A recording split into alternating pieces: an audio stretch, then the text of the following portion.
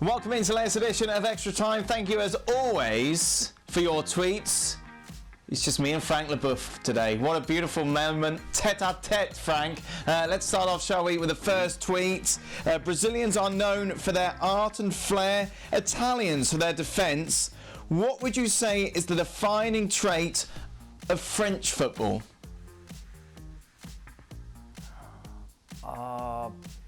I guess we have a little bit of everything, where we pick from others. And I remember with the 84 team when they won the European Championship with Platini, they were called the Little Brazilian. So we don't have something specific, let's say, but maybe the way to steal some talent from others and to say it's ours. Maybe we're good at that. Like a hybrid of the best, Frank. Right then, which Arsenal players did Frank dread playing against? Well, definitely Thierry Henry. The guy was a monster. He was so fast, and when he was coming towards me, I was starting to run backwards to make sure that I wouldn't be overtaken too easily. And on top of it, he was a teammate for the national team, so I didn't want to tackle him and injure him. So it was very complicated. We didn't care. He wanted to humiliate me, so it was always hard playing against him. What a fantastic player. Frank, is it fair to say that he's probably more loved in England than he is in France? Yes, it is fair. It is fair because he made some comments and maybe was misunderstood. And there was the game against Northern Ireland when Gala scored the goal and Thierry Henry made the handball. So there is a controversy about him and the way he behaves when he talks. He's a fantastic guy, but I guess misunderstood. And yes, much loved in England than in France. Where are you loved more, in England or in France or in California, Frank? At my house. My wife loves me, well, I hope so. Oh, yeah? Yeah. Well, no, it's okay. I think in California I'm completely unknown. So I think in Bristol some people love me, not you, but some others. In England, people like me, not everywhere. But they like me, and I'm always welcome in Chelsea and west of London. And in France, okay. People are nice to me. They just say hi. I'm not that's good. Crazy about me, but they're nice to me. Okay, good.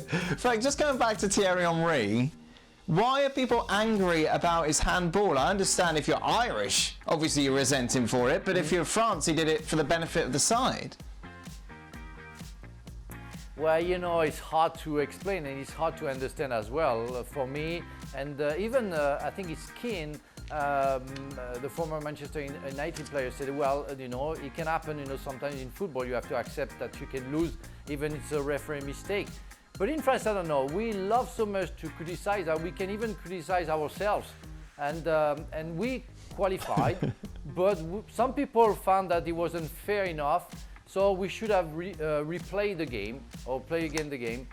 I don't know. I don't understand that. I think it was a reflex from Thierry Henry. He didn't do it on purpose. He apologized for that. But maybe he did too much to stay on the field with the Northern Ireland players. No, he should have gone to the dressing room. Maybe it's what French people didn't accept. Maybe. That was, of course, against the Republic of Ireland. Frank, who was the best German player you ever played against? Oh, I played against so many, but I think the one that I appreciate the most was definitely Oliver Kahn. The guy was a monster. Never smiled, always fighting. Remember Sepp Maier in the 70s? It was for him like his son in the same position. I really like him. And we played against Germany at the Stade de France and we won 1-0. And after the game, Fabien Barthez was named just before the best goalkeeper in the world. And I went to see him and I said, you know, Fabien is a fantastic player, fantastic goalkeeper, but I think you are really at the same level. That guy was simply fantastic and a monster. He could have killed anybody. How was playing against the greatest Olympique Lyonnais player, Juninho, when you're at Marseille, Frank? Well, Juni is a friend of mine, and we worked during the World Cup for Radio Network in France. And no, well, yeah, Juni. We say Juni, yeah, because he's a friend. Sorry, and a fantastic person first. Of course, a fantastic player, a fantastic free kicker. And I played like 2 years when he first came to France. 2 years against him. Yeah, it's a guy you want to have in your team because you know that if you struggle sometime, he's going to do something special and he's going to make you win and make Marseille lose when I was playing again. So, yeah, very fond of that player, very fond of that person, and happy that he's back to France and hopefully he's going to help Lyon very well. When you think about free kick takers, you think David Beckham, Cristiano Ronaldo, but Juninho, you look at the stats, he was better than all of them, wasn't he, Frank? He was exceptional. Yeah, he was exceptional in the way that he created something special. That he was hitting the ball halfway, and the ball was going just above the wall and going down straight after. And like Ronaldo does, like David Luiz is capable of.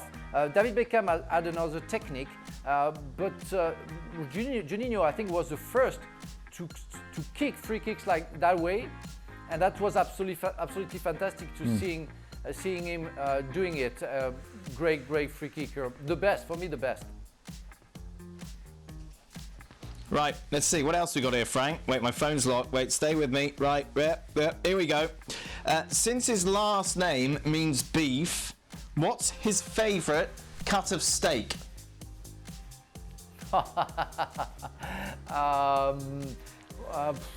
We call it entrecôte in France. I think it's the sirloin in English.